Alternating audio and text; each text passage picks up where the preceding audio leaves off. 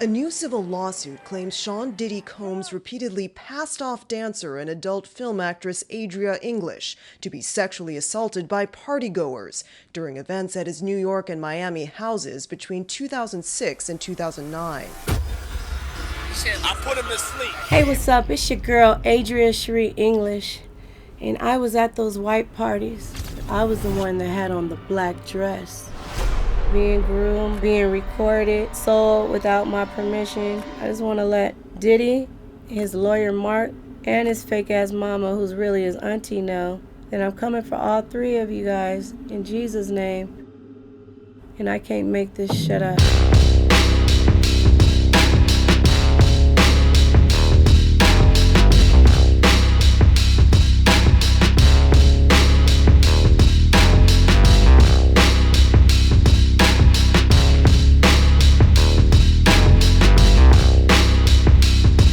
I was born on the Air Force Base, Travis Air Force Base, 1978. It was a good year. I was born to my parents, Michael and Adrian Marcy. They met at the tender age of 13 years old. They got married the day after my mom graduated from Crenshaw High. She attended with Ice-T. The day after she graduated high school in 1976, she married my father. He was in the Air Force, and they moved to Northern California, where my mom pursued a nursing career and my dad was an officer in the Air Force. I'm a Christian. I love God. I believe in God. Born and raised in believing family. But I took loans to go to Long Beach State. They put me in the co-ed dorm, Los Alamitos, for the girls who were stripping to get through school. They were paying their mother's rent, so I started running with the strippers. And that led me into the adult industry. I met Jake Steed. He was my boyfriend at first. And then he said he had a way that I could be financially straight forever. And he said, we make some good love, right? Why don't we, make a movie? And I'm like, what? Are you serious? Like, I thought he was joking. The next day, he came to our apartment with movie producers. And they told me, we'll make movies that no one will ever see in America. They'll be overseas. And overseas sounded so far away to me. I was working in the hospital and got a phone call from a friend of mine who said they stumbled upon a sex shop. There happened to be an advertisement of one of my movies in the fucking window. That same member of my church bought the movie, took it all the way back to California, gave it to the minister of my church. He called a meeting with my parents. When I get off work, and I get to my parents' house in Chino, California, my fucking parents had my porno on the big screen TV. My daddy saw me sucking a dick. My mama saw me taking it in the ass. Once my family found out that I had done adult films, I had actually since broken up with Jake Steed, and I was now dating Anthony Gallo. Anthony ended up getting an opportunity to model for Ford Models in New York. He was asked to go to New York full time so he can be available for the go season, the casting, and he asked me to go with him. And during this time is when my family had just found out about my porn, and I couldn't look my family in the face, and they were talking about me, and the church was talking about me, and I felt the pressure. And me and Anthony got on a plane and I went to New York. But what happened was we met somebody on Craigslist who we thought were renting out their apartment. We moved all our stuff in and we gave them all of our money. Well, when we came back, every single thing in our apartment was gone. Even the pillowcases on the pillows weren't there. We're either gonna go back to Cali looking stupid or we're gonna, make it happen. And we decided for me to become a stripper. So we walked around all of Manhattan, going into all the clubs. I mean, we got a tip to check out Larry Flint's Hustler Club. They put on actually Rihanna Rude Boy. Come on, Rude Boy, boy. And this is when I was a Rihanna fan. Now we're going to talk about Rihanna later on in the story because Anthony ends up cheating on me with her, and I can't make that shit up. And they told me, you're hired and I can start tomorrow. and we celebrated. We were so happy. Oh my gosh. I started the next day and I literally on the first night made $5,300. They gave me the name Sasha. In the future, when I ended up working for Puffy at his private white parties, I was also announced as Sasha. Beyonce didn't start going by Sasha until 2008 or 2009 when she started dating Jay-Z. So why would somebody with the exotic name Beyonce have to change her name into a common Russian name as Sasha and then have a stripper persona when you were already famous as Destiny Child? You never had to be a stripper. That persona was me. And after she did that, that's when I sent my homegirl in on her daddy, and her daddy made a baby with her, and then Beyonce's parents got a divorce. Her daddy was flying us back and forth from LA to New York, ex-trafficking us. I told him that she was gonna try to get pregnant, and he said, I'm Matthew Knowles. I can't get AIDS or get a girl pregnant. One story is when Anthony booked the Rockaware campaign, we were chilling in this little lounge, and we were on this side of the bar, Jay-Z was on that side of the bar. Anthony went to he had to use the bathroom. He goes, hey, you need to use the restroom. If I come back from the restroom and you over there talking to Jay-Z, it's over between us. I said, I would never disrespect you like that. How come when he came back from the bathroom was Jay-Z over here standing next to me on my side of the bar? He had came to me. Yeah, he's trying to get with me. He killed Aaliyah, and then when he couldn't get with me, that's when he got with Beyonce because she was too naive.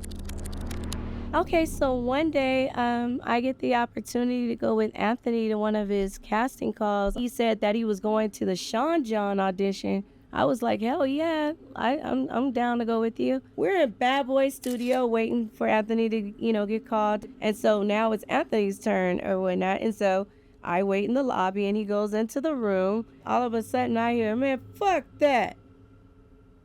I'm like, what? And he said, man, he just literally turned. We stepped 1 or 2 feet off the elevator. He said, man, that nigga tried to ask me to suck his dick. And I said, who asked you to suck his dick? He said, man, Puffy asked me to suck his dick. When he said no, pretty much I thought that opportunity was, it's a wrap. I'm going on about my life. Shortly after meeting Tamiko Thomas, long story short, she asked me and she said that Diddy wanted to have a meeting with all of us. With Diddy, Anthony Gallo, her, me, and a few other people. And it was basically asked that if I would agree to work at his white parties. I'm not even gonna lie, I was low-key like a groupie to all these people. Mary J. Blige, Busta Rhymes. I grew up listening to all these people, so to get an opportunity to be in the same room with them not only was amazing in itself, but I could actually get paid. And then I had a girl group. I rap, I sing, and I had told Puffy this, and he, promised me he would help put my group out, and he was gonna sign me. Who Kid had held a meeting at Empire State Building with me, Who Kid, 50 Cent. I brought one of my homegirls and one security guard, and he wanted me to start Shea 45 radio station with him. And I literally told 50 no, because I was a dancer and I was working for Diddy. But now me and 50 are in talks and we got some business coming, so I rectified that situation.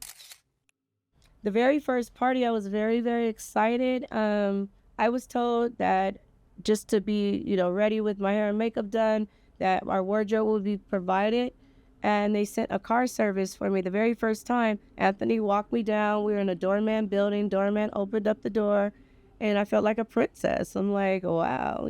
So we rode up right to the front door, and Diddy himself, Sean Combs, Puffy back then, greeted us. When we arrived, it was before the party started, and he walked us inside to show us where we would be getting ready, getting dressed at. That's when he gave us the white outfit. Puffy, he really liked texture, and so he wanted us all to feel the texture of the material, and he was just emphasizing on how soft it was, and I thought that was interesting. I thought maybe he was, because of Sean John, he's really into fabric and fashion like that. So at the time, I didn't think anything, strange about it. And it was really said, like, girls, you guys drink from these bottles, and this is the guys' champagne. Girls don't touch the guys' champagne. Guys don't touch the girls' champagne. And then it was interesting because there was a table that had, like, every party favor you wanted to see. There was blue and pink go up. There was weed. There was alcohol. There were pills. I didn't do any of that stuff. At the time, all I did was drink alcohol and smoke weed. But when I drank that particular alcohol, I was faded, like way more than I was. People started showing up. Paris Hilton was one of the first girls to arrive, and when I took her picture, she said, let me see. And she wanted to see, and she made me take it like 3 or 4 times until she liked the picture. Mary J. Blige came with her ex-husband, who was also her manager. Busta Rhymes came with a female. I have a whole bunch of pictures that the press, and it's not included in my lawsuit. I just got to get out my storage. Man, everybody, Jay-Z came. Reverend Al Sharpton, why was he there? Why were you there, Reverend? Donald Trump was there. Stormy Daniels, shout out to Stormy, was there. Superhead was there. We got in an argument. We almost started scrapping. Diddy had to break us up. Diana Ross, why did you stand there staring at me like this with the residue? I can't make this shit up. And we were instructed to dance for a certain amount of time and then get off the stage and mingle with the crowd and the guests for the, a certain amount of time. And I remember one particular time of getting off the stage, they had a girl over there on the dessert table, butt naked, and I ended up slurping a strawberry off of her breast in front of everyone. Found out later she was only 14 years old. The same girl I'm talking about, she had to use the restroom, but Diddy wouldn't allow her to use the restroom, and she ended up shitting on stage, and it was the wet shit that went everywhere. And even Denzel Washington went up to Diddy and said, man, you don't have respect for nobody. And she got beat for that. But at some point, I'm walking around, I'm a zombie, and everyone is a zombie. Ja Rule is running around butt naked, slapping Diddy on the ass. People were at chains and they were leading people on dog chains. Then they started doing these weird ritual, Satanist ritual type shit. I believe they were drinking blood. At some point, somebody put me in the car service because I just woke up in my bed in Manhattan, and Anthony said I've been asleep for 2 days. Yeah, a lot of people are, confused about and wonder, why would somebody go back to the white parties or to a situation period that, if something happened to you that you don't agree with? Well, in my circumstance, in my situation, I had dreams and aspirations of being in the entertainment industry. I write, I sing, I dance, I perform. I told Puffy that I had dreams of being in the game, but I was shelved and I was blackballed and blacklisted once I didn't continue to do what he wanted. It was a grooming process because initially I had a lot of fun. I met everybody. I took pictures with everybody. I networked with everybody. I established business for the future. I gained lifetime connects that I'm still friends with to this day. I eventually ended up doing 8 parties over 5 years, 2004 to the end of 2009, going in 2010. And so initially it was all good until it wasn't. A new civil lawsuit claims Sean Diddy Combs repeatedly passed off dancer and adult film actress Adria English to be sexually assaulted by partygoers during events at his New York and Miami houses between 2006 and 2009. It was all above board initially, but then after I got manipulated to perform extras with his guests sexually, and after that, almost like it became part of my employment now. It was no longer the focus on dancing. It was more the focus on making sure I pleased his guests, and whatever side deals he was discussing or negotiating with them, my job was to go in and physically, sign the deal, if you will. Like say Jacob the jeweler, say he said, I want $100,000 chain, Then when I would go in there and sexually gratify him, I guess the chain was given to him, I never got a chain. Yeah, go ahead, do your shit. You gotta go to the bathroom or anything? Thank you. You wanna go for a cut? Yeah.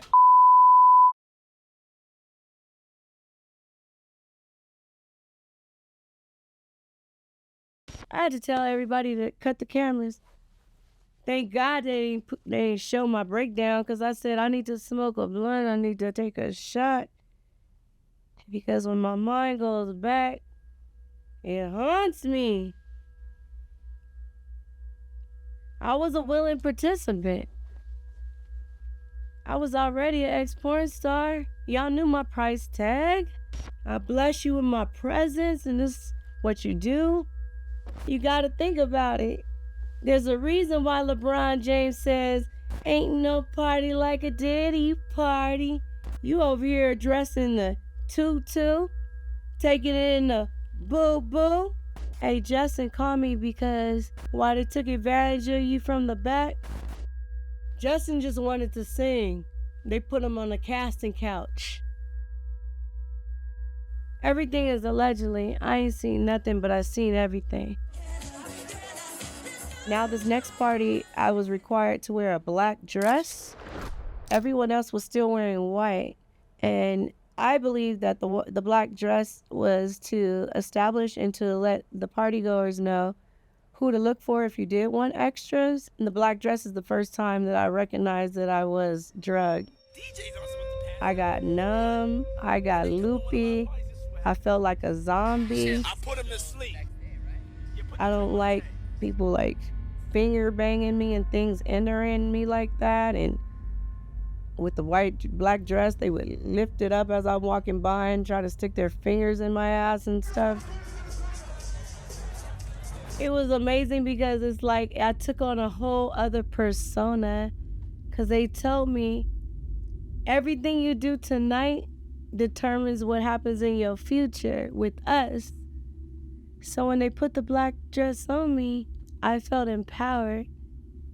I felt like a superhero. It was like a pass into their lives, their acceptance, their elite. I felt classy. I felt sexy. I felt wanted, desired, and valued. They made me feel special because I was the only one at the white party with the black dress on. Just don't get to you. We gonna do that. I had a girl group, and when I started speaking against what was happening to me and not agreeing to do it anymore because I wasn't getting paid in Miami, when I told him that I was not happy about that, like, I'm not going in there with another dude till you give me money from the last one. When the promises weren't met and I had something to say about it, the physical violence happened to me, and I got jumped coming home from my club in New York. Got into my cab and told him to take me to Harlem because I had left Anthony's ass because he had cheated on me with Rihanna. And so I left his ass and I got me another spot in Harlem, and I was coming home from work. When I got to my apartment, they were following me in a car service, and when I got out, they jumped out and they said, "Bad boy, bitch." And then one bitch socked me, another bitch, and they were trying to take my cell phone and my money, and I was hunched over like this. And then when I went like this, I ended up hitting one of the girls in her mouth and or busted her lip, and I guess that scared her. And then they like ran back to their car, and they never got my cell phone or my money. And then the motherfucking police station was right the fuck there, like 1 block away, and nobody helped me. And I just helped myself, and I got a flight the fuck up out of there 2 days later. Cassie used to hang out at our apartment in New York because Anthony and her with the same agency. Me and Cassie, we had a casual relationship.